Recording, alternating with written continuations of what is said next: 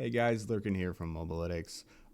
My Frozen Orb Jon Snow build, which you can find on the Mobalytics tier list in S tier, I think it's the best Sorcerer build of this season. I think it's going to get hard stuck T93, but I don't think any other Sorcerer build is going to get past that unless we find some bug or exploit. But this build is very comparable to the... It might even be... I think it's better, a little bit better, than the splintering builds that you've been seeing with splintering on the Amulet. I'm running the pit top damage variant of...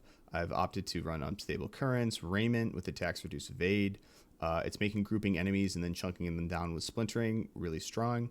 Mathematically, you may get slightly more single target if you were to run Shredding Blades here with just Frozen Orb, but when it comes to mobbing, the splintering really takes the cake. So it's the whole package. The splintering is there for mobbing and bursting them down, and then the Frozen Orb is like your main heavy hitter for when you're bossing, and all together it creates some pretty good damage. I'm crushing all content with it. I got some solo boss videos, some Horde videos, and then I got a T85 in there. My best run was 6 minutes, but I think the one in there is 7. I digress. It's doing pretty well. You're going to slow down leveling your glyphs around 75, 80. I really hate to say this, but I recommend having a spiritborn carry you, because they can clear hundreds like really fast. I recommend just having a spiritborn like friend just carry you through to get to the end of the way.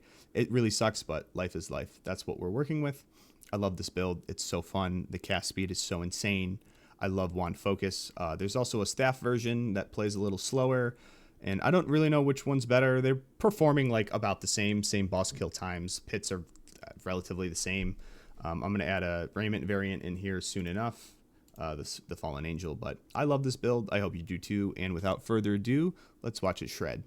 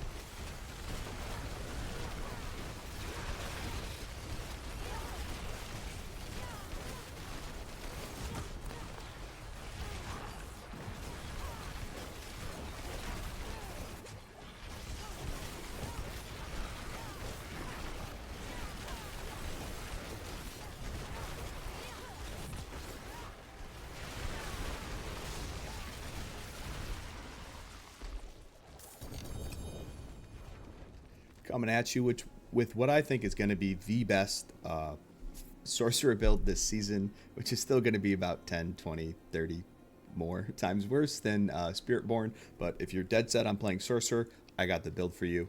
I think the only build that will compete with this, you okay, Juno? I think the only build that's going to compete with this later, or as of now, is Northwar's build with either Ball Lightning or Charge Bolts with Splintering on the Amulet. My build's doing a little bit better as of now, but I'm also more geared. My glyphs are 100 stream up right now, so we'll see. I think these are going to be the top 2 builds. So let's get into it. First off, the enchantment. So this is a teleport enchantment and frozen orb enchantment build. Teleport enchantment is your only form of evade because we have dropped teleport for unstable currents because we are scratching and clawing for damage.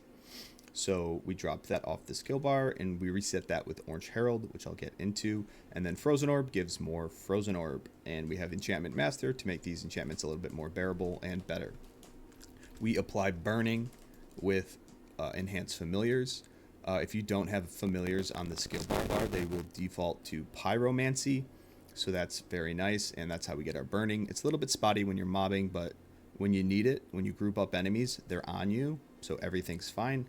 You just don't have burning for stuff on the outskirts, and that's okay. So let's go over the gear. So ideally, you're going to want Air of Perdition. If you don't have Perdition and you get a Shaco, you can run that. That's fine. It's just going to be less damage, but it's going to play better because you have more cooldown, and you would drop Rakanoths for Asu's Heirloom. And you'd probably drop Teleport for Firebolt Enchantment because you can't use Asu's Heirloom with that. Because it doesn't have attack to do evade. So the Air of Perdition is just honestly the best item like in the game for Sorcerer. It allows you to drop Asus because of the crit chance, Scout Ranks the core, all the stats are good, and the rune combo that we're running on here is Tam Ohm. So every 24 times that we cast Frozen Orb, and we're casting Frozen Orb about 3 times a second with the attack speed that I have in the build, and you'll get your Warcry for 15% damage. Next is Raiment of the Infinite. I typically, if anyone knows me for a long time, I don't typically slot Raiment on builds. I don't like it. I don't like being glassy, but this season, this expansion, we need the damage. You're gonna need a damage chest. I'm so sorry, but I'm not running Duriels on anything. We have to run Raiment. And to offset the resist is the Rakanoth's Wake. So the runes on here are where it becomes a bit of a flex. I really like Pak. You spend 150% of your max resource, which should be about every 6 or 7 casts when your Frozen Orb costs. So your Frozen Orb costs 40 normally. Starless takes it down to 20. And then your mana is stuck at 100. So that'll be every 6.5 casts. You will get a Dark Shroud, and that gives, once you have 5 of them, that gives you 40% DR. You have some options here.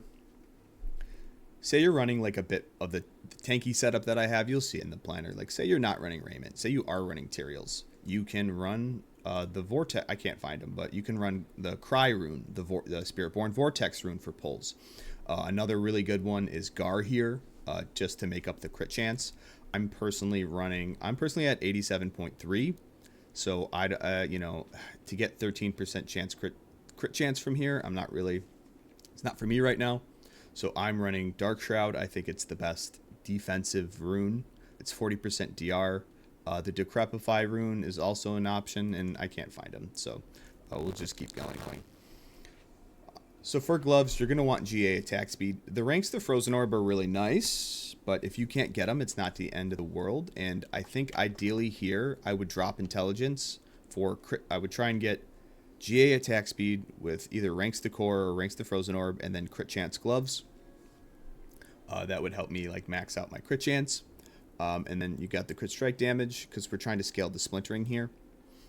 And then the Frozen Orbit, so that your Frozen Orb deals 50% more damage, but good luck finding that aspect. And then it explodes additional time, which helps reduce the cooldowns for Lightning Spear with Winter Glass and the new affix there. Sorry, I'm getting a little bit all over the place, but the build's got a lot of different moving parts. So next is your pants. This is your only source of armor besides the skulls and the jewelry. I'm at 1100 armor right now, and I have a lot of Paragon points.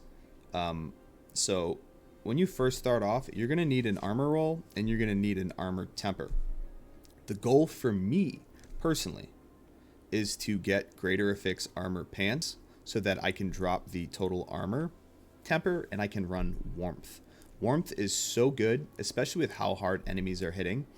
I'm obsessed with warmth. I've dropped in the skill tree personally. I don't think I have it in the planner, but I've dropped like precision magic. I've dropped a lot of ranks to unstable currents just so I can get the healing from warmth. I every time I take it off, I hate it. So it's staying. Ideally, you're gonna want warmth here, but you need Orange Herald on the pants because it's the only way to reliably get your unstable currents back. There's a lot of different things. Like if you want to just run teleport here, you can, and then you would run Snow Veiled for more DR. You can run Concussive Strikes. You have options. It's a bit flexible. You get Rakanoth's Wake from Hordes. The best way to get Rakanoth's Wake is to gamble Obols on boots or to run tier 6 Infernal Hordes and open the chest. These are like, all right, so I have GA all resist. Let's look at my resist. I'm 17 overcap, so you'll be fine without the resist, without using diamonds. Eventually you'll be fine, but like regular resist will be fine. You'll get there, and the cool thing is, because of Tal Rasha having potent warding, you definitely don't need GA resist here. Like, I'm overcapped, and it's not even factoring in the potent warding stuff, where when I cast a skill, I get 12% all res. Alright, so let's continue. So this build does run a sword. I'm not really going to get into it too much, but my attack speed is currently 79. When Enlightenment goes off, it's 99. Then when Unstable Currents is active, it's 124. I am hitting a 21 frame breakpoint. That's around 122 or 123. I forget exactly where it is. With a sword. So that's how I'm active. I don't like a wand or dagger because the breakpoint for them is 127.5, and you simply can't get there. You want to use a sword because you can get above, because if you max out this first bucket at 100, you can get to 125, which is right above a breakpoint, or else you're just a little bit short. So it's the standard stuff on here: int max life crit damage, frozen orb projectile, and crit strike damage. And this is where we take splintering. Mathematically, if we were to take a damage aspect such as shredding blades here, frozen orb would technically have slightly better damage on single target, but what happens in practice is the mobbing sucks way worse. So that's why we have splintering here. You can run a staff if you want with splintering, and that means you would drop our next thing, Storm Swell. But I personally don't like how it plays. It's slow. But it's better. I think it's better to run the staff early before your gear, like before you get Starless and your gear gets all together, because splintering is so strong that it can carry you harder before you start to get your ranks to Frozen Orb, from Starless, your gloves in there. So definitely the starter build I need to adjust. The starter build definitely should be running a staff. All right, we have a damage aspect here. If you have bad uptime on your ice armor, you don't want Storm Swell, you can just take Shredding Blades. They're the same damage. Storm Swell just has a higher upside because of the 15% damage against frozen enemies. So we are in crit strike chance and cooldown. That's pretty good there. Chance for frozen orb projectiles to cast twice and crit strike damage. Next is Starless. Pre-Starless, you can run a ring such as Accelerating, or actually you would just run a Shredding Blades ring. Ideally, it really just depends on how your gear is, where you want the masterwork hits. But in the current Forgotten Soul climate, as you can see, I have 31. In the current Forgotten Soul climate, you just full send this, and whatever happens, happens. I got really lucky with GA attack speed, so that's why I'm able to like get to 99 attack speed, and then I'm able to hit the breakpoint. Next is Tal Rasha. Basically, you're going to want above a 20% on this, and you're going to want GA cooldown. Or, next best thing is GA non-fizz. But honestly, a regular Tal Rasha with just 25% on here is totally fine. Next is Winterglass. So, Winterglass. In my opinion, the only thing that matters on Winterglass is the GA ranks to Conj Mastery. I would use a GA Conj Mastery Winterglass with a 35% min roll over a GA anywhere else with a 65% roll. And you know what? I could be totally wrong on that. I think the ranks to Conj Mastery are so important for getting more damage out that it will outweigh it making less frozen orbs. And you're going to want all your masterwork hits on Conch Mastery. And that's all I have to say about Winterglass. All right, so let's go into the skill tree. So you got your 2 in Firebolt. You have to progress. I think in the planner I still have Greater Frozen Orb, but it's whatever. I'll fix it. But you just max out Frozen Orb and you take Enhanced for more damage. Early you can take ranks in Potent Warding to help shore up your res. And where do I take it out of? I don't know, man. Anywhere you can. Like, just take out points in Teleport or Ice Armor. My skill tree is not going to match exactly what's in the planner, just because everyone's gear is different. My mood is different. I wanted ranks in Warmth right now, so I took them out of Ice. I took them out of Teleport so I could get it, and I took them out of Unstable Currents. Everyone's uptime on Unstable Currents is different based on their gear because of how fast they're attacking, how strong they are. So it's really hard to tell you exactly how many points you need in Unstable Currents.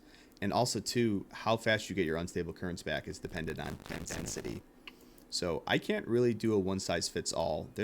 There are flex points, and those are in Ice Armor, Teleport, Precision Magic, Warmth, and Unstable Currents. And you basically need to move those around at your own discretion based on your build and how everything's feeling. You'll be all right. You'll figure it out. So we got 1 point in Flame Shield. I think in the planner I may have Teleport maxed. I may not. But we take Shimmering for the 30% DR after evading, well, after teleporting. And luckily for us, that works on the teleport evades. We max out Glass Cannon. It's so much damage, and the downside really isn't that bad. I usually like to take 3 points in Ice Armor. That way, when it's combined with the Protection passive, I hit a 97% barrier when I use Ice Armor.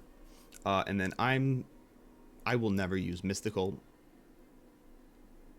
Maybe if my cooldown gets high enough to where it's up permanently, but I'm a Shimmering boy. I want Ice Armor up perma, and I want to keep pressing it. Summoned Ice Blades so that our Ice Blades are reducing our cooldowns. You will get 6 Ice Blades on this build. That's 3 off the skill bar, 3 from the Winterglass spawns, and that's that. You do not want Ice Blade Enchantment, because Ice Blade Enchantment and Winterglass share the exact same cap. It will be a full waste. Next thing. Familiars. We only take 2 points in here. The Winterglass Amulet is going to make familiars, and they're always going to be burning because we don't have it on the skill bar. The burning will be a little spotty, but it's there when you need it. It's totally fine. 3 points in protection for barriers. Standard shit. Invoked Lightning Spear. It helps stagger, and we're applying vulnerable with Lightning Spears. If I'm gonna do this run, we'll see if my vulnerable uptime's spotty, but I think we should be okay. All right, Conch Mastery. Obviously 3 points in there. The goal is 13 ranks Conch Mastery. I'm at 11. We're getting pretty close. Mana Shield, DR. Keep moving. I have 2 points in Icy Veil. Icy Veil is also a bit of a flex spot. I use this just to ensure that my Ice Armor stays up for Storm Swell. Obviously 3 points in Death Blaze for crit strike damage against burning enemies. Here, Frigid Breeze sucks on Frozen Orb because it has terrible lucky hit chance. As we can see, it's got 9%. This shit never goes off. Don't bother. Unless your mana's like really, really bad, then you can start dropping points. You know, you can drop the extra points in Icy Veil and Ice Armor and Teleport, and you can sort of max out Fiery Surge and Frigid Breeze. But we take Hoarfrost, Icy Touch, and Permafrost, obviously just because they're all the damage aspects. As I was ranting about earlier, the ranks in Warmth are really up to you. Ideally, you're going to have a Warmth temper, but those are easier to get before you start to get Ubers and Uniques, so because you can take a Warmth temper. But I need this. I need Warmth. All right, next, Elemental Synergies, just more damage based on shit on the skill bar. 12% cooldown, obviously they got to take that. And Unstable Currents, we're just after Prime Unstable Currents. And then how many points you put in Unstable Currents is really up to you, however you feel. Enlightenment is the only good passive that we have now. You're going to get 25% damage, a bunch of mana regen, and attack speed. And because we're alternating Frozen Orb and they're reducing our Lightning Spears, you know, we're casting Frozen Orb, Lightning Spear all the time, then Unstable Currents, Flame Shield. It stacks up pretty quickly, and there's relatively low downtime on this. And then when it goes off, because it combines all our non-physical, I need some... Yo, shut up. Jesus Christ, dude. Got some random person emoting. So we have like 1100, 1200, 1300 non-fizz. We're up there. So I think the build gets like 3,000% additive. So basically what happens is when Enlightenment goes off, our additive jumps up by another like 2k, 2,400, something like that. So that's going to equate to like an extra 65, 70, 65% damage. Yep, that's that. And now we got to talk about the Paragon. So Paragon, oh man, your Paragon should not look like mine when you're first starting off. But let's go over my Paragon. So Tactician is goated since they changed. It increases all your damage, and then you get the 10% damage all the time, and you get some huge boosts to the rare nodes here. I grab all the max life because I'm tired of being squishy, and I've grabbed some random nodes because now I have enough Paragon points that I'm trying to hit stat recs on my 5th board. Second board is Enchantment Master. When you first start off, you will not need to be taking this legendary node. It's giga expensive to hit, and it's super far out of the way. What you'll do is you'll rotate this board. I'd like to go like that, but I think like that, or however, and basically you just path through like this to hit your next board, and you take Elementalist. We're hitting enemies with all forms of elements, so get a shit ton of damage from this. And it boosts elites and non-fizz like by a large amount. The rare node boosters are basically better than any additive booster glyph like Flame Feeder, etc. now. They give so much, it's ridiculous. And luckily, we take this board because we get some nice attack speed nodes over here, 7.5%, that really ease up some concerns and let us hit some breakpoints. All right, third board is going to be Fundamental Release for this 30% damage. When you first start off, you're really just going to path to the node here and grab for that and then try and get the hell out of here. You're not going to be able to afford all these quality of life nodes. I take Flame Feeder. Initially, I was running Control. I ended up, once I started farming Tormented bosses and the pit bosses started taking a while, I dropped it. I got it all the way up to 84 by myself, and then I just stopped. And then I swapped to Flame Feeder, and my glyphs are all level 100. I got them to like 80-ish by myself, and then I'm going to be straight up with you. I went in with the Spiritborn, and I just grouped enemies for him on a tank build, and he boosted my glyphs to 100. That's what you're going to need to do to get your glyphs to 100. Unless it's going to be an insane slog farming T90s to get them up by yourself. So that's why I opt for Flame Feeder. It's less damage than Control, but it's less conditional. So those are sort of interchangeable. Next is Icefall. The only difference between the staff version, where you run Splintering on a staff and like the wand focus, is that you would run Burning Instinct here, and you can take Destruction there. It's just more crit damage. But when you are running the hybrid, you're going to want Icefall. 25 to 50% damage with your Frozen Orb. And then it's got a large amount of dexterity, so I slot Destruction here. I'm getting 427 crit from it, crit damage. And then it's got vulnerable damage and cold damage and some nice non-fizz over here with Lucky Hit. Super great. Last is Frigid Fate. Frigid Fate is pretty dope. I take Unleash on my 5th board always because, as you can see, I'm struggling to hit some of these wrecks. And what's funny is, actually, let's do this. Are we still hitting all our wrecks? Yeah, we're good. Well, what's cool now is I've hit all my wrecks, and that's because I have Chorus of War on. But, yeah, you want the 60% damage from Frigid Fate. We got non-fizz and vulnerable damage here. And what's really cool about Unleash is, it's a little bit less damage than other builds. But the most important thing is that you're boosting these nodes. You're boosting the magic nodes by a lot, and the dex and the willpower nodes. So that helps you meet Rex on the 4th and even 3rd board, because they've fucking giga juiced the Rex. It's so hard to hit some of them now, and I'm just now being able to hit them. But when you're leveling, you're going to do your starter, you're going to do Elementalist on Enchantment Master, and you're just going to like pop through really quickly. And then ideally you're going to rush Frigid Fate and just pop through here really quickly. And you're going to bum rush Fundamental Release. And then lastly, you're going to take Icefall, because your Frozen Orb damage doesn't really start to kick off until you get your shit together. And that was 20 minutes. I'm really sorry for putting everyone through that. Now let's get into a pit. I filmed this all yesterday, but I hadn't slept in 36 hours, so we're refilming. That's about where I'm at. Sorry, guys. No damage numbers. So because of that, so as you can see, we're still because we don't have control, we're still doing really well bursting down unstoppables, and that's sort of why I did the build the way that I did. And for pit, I really recommend, if you don't have the crit, like, all right, what I'm trying to say is the Dark Shroud runes is so good that, like, every time I take it off, I get nuked, and I'm just like, I can't live like this. I'll turn the damage numbers back on when we go to do the boss.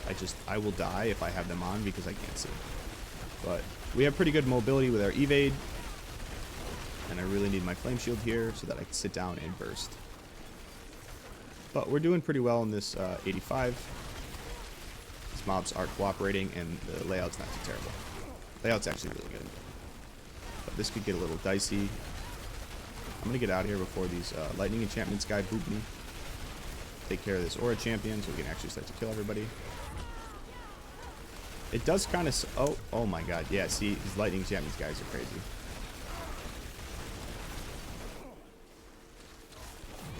I'm kind of going to back off for a second. So this is like this is towards the upper end of like what the build's going to be able to do. But up until this point, I was blasting. God, this guy fucking sucks. Holy shit, bro. Bro, every now and again, you just get this random elite that's just a menace. It took me like a minute. It's insane.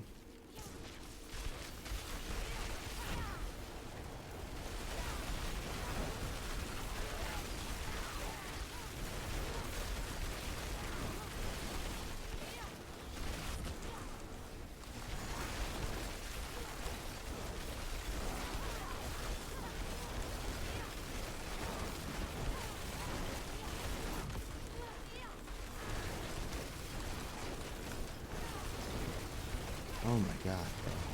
I need like this build really excels when there's like packs like this because of the splintering.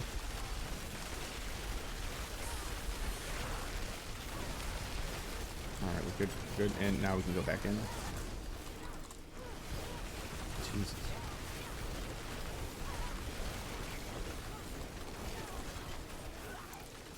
It does kind of suck not having teleport, but as you can see, like we're getting good grouping. And alright, this is a random thought, but if you had to choose between Warcry and 25% crit chance because your crit's low, I would take the crit chance. If you're dying and you need to run Dark Shroud, take the crit chance over enhanced sports character.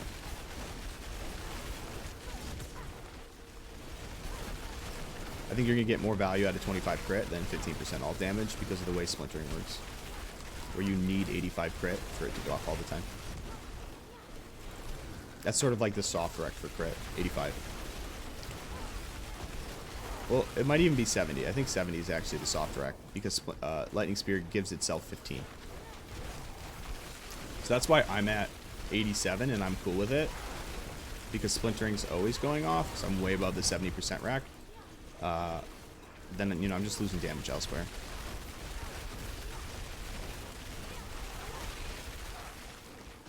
Alright, 4 minutes. Alright, let's try and finish this out. My time last night was 6 minutes, so let's see.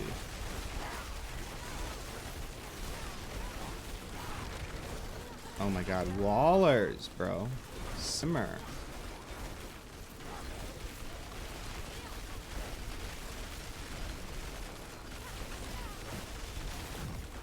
See, this is like what we look for. Like, I hate when we get those one-off elites that don't clump and you just get giga nuked. Alright, we just need to kill one more elite pack. Come here, buddy. Not you. Let's try and see if we can just like sort of pull everybody together and then splintering. And that's the difference. Even if Frozen Orb, even if this build would do slightly more damage with shredding blades there, it's that right there that it won't perform as well. Alright, we got Marauder. Let's see, we started him at about 10 minutes.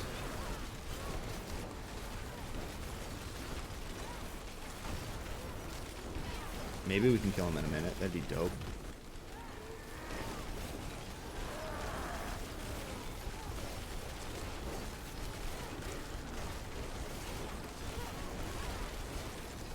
So control, you know, I'd be doing way more damage with control right here, but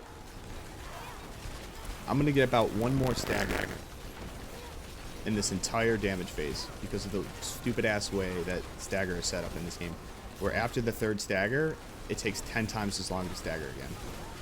The second and third stagger are like 60%, you know, 40% longer than 60% longer, something like that. Sorry, I never turned on damage numbers. We'll go to the training dummy.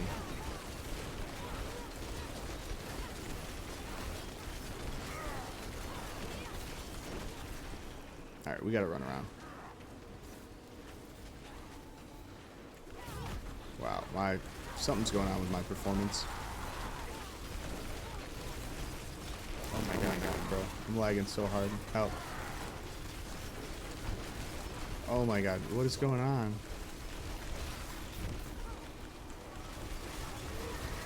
Alright, so this isn't as fast as the other run, but I did, the last T85 I did was 6 minutes.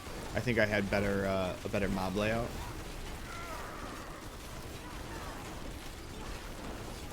But that's, you know, that's really typical with pits. You know, there's variance, man.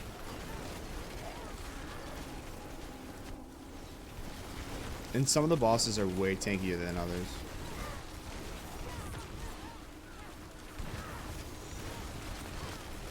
See, like we just got our 4th stagger phase. So like through more than half of his health, it would have been a, what's it called? Control would have been a dead glyph, so that's why I'm just not about it. So, I mean, we're going to level it up anyway because it's good for speed farming. But, alright, I'm going to make my way to the training dummy, and I'll be back. Alright, so we are in the training dummy for full transparency. I've turned off normal damage, but I'm at 87% crit chance. We're only showing crit damage. I don't show overpowers. Those are irrelevant to me. And, yeah, that's what we show. So, this is the first test. This is the bait test. This is for the YouTube. You do 5 elites. That way you can freeze them and get all your damage multipliers, and you get all the chains. Splintering has an ICD of 0.2 seconds before it can proc. So what you're going to see is you will randomly see extremely large splintering procs that are not indicative of how much damage it's normally doing. And these are what we call damage per screenshot bait. So I'm about to damage per screenshot bait you. 198 million, 455 million. Training dummy damage is not indicative. I just got 1 billion. Training dummy damage is not indicative of actual damage that you will do, but sometimes you do see these damage numbers. 1.25 trillion, 1.25 billion.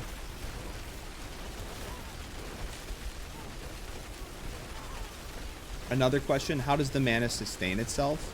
The mana sustains itself through ranks to Conjure Mastery and attack speed. The more conjurations that you can get, the better it is. And let's make this even better. Let's get rid of the Dark Shroud, and we'll put the crit chance on. That way I'm getting more, so I can bait you even harder with these training dummy damages. I think that's about enough. We just saw another 1 billion, so that's what you're going to see. I don't exactly know how much splintering is hitting for normally because I can't tell what's going on. But now let's do boss, and let's do single. This is the only test that actually matters. The other one was just for bait and YouTube clicks. But you want to see how much damage it does in a single target. So it looks like Frozen Orb is hitting regularly for 20 to 40 million. I think that's what I'm seeing. You know, 50. All right, so like 10 to 40 million is what I see the Frozen Orbs hit for, I think. My average, I'd say, is 25 million. And then splintering, because of the ICD, it randomly goes off for about 200 million. And because it's not chaining against enemies, you don't see the extremely large inflated values above 1 billion that we saw when you're in mob density. So that's why we're only seeing slightly less inflated 250 million damage procs every now and again, and it's inconsistent.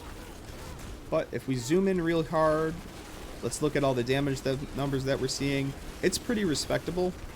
Obviously, we are not spiritborn. I think Sorcerer's in a pretty terrible spot, but overall, if we were to put the game in a vacuum, we're in like an okay spot. It's just that the balance is so bad between the classes, and for whatever reason, they made hit 85 plus scale like a ridiculous amount. And the Sorcerer, I'm totally fine in all T4 content up to about pit 90 by myself. I'm fine with all the bosses by myself. What happens is once we get into 4-man scaling, I struggle. In content that isn't like Hordes or Helltide, well, Helltide doesn't scale, but the content that isn't like Hordes or Nightmare Dungeons or Undercity, stuff like that, the second we get into a 4-man boss group scenario, I don't do much. It sucks.